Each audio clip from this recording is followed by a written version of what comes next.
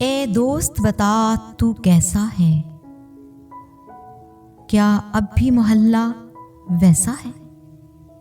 वो लोग पुराने कैसे हैं, क्या अब भी वहां सब रहते हैं जिनको मैं तब छोड़ गया था? दुकान थी जो एक छोटी सी, क्या बूढ़ा चाचा होता है?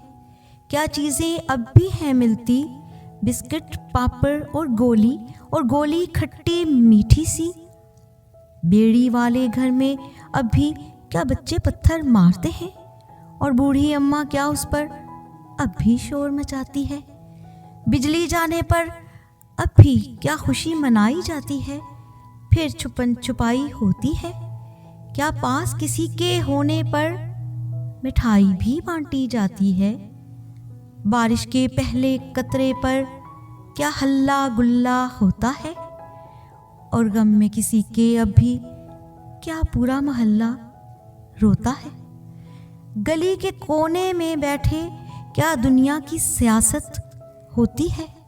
गुड्डे गुड़ियों की क्या अभी बच्चों में शादी होती है? ए दोस्त बता सब कैसा है, क्या मोहल्ला अब भी वैसा है?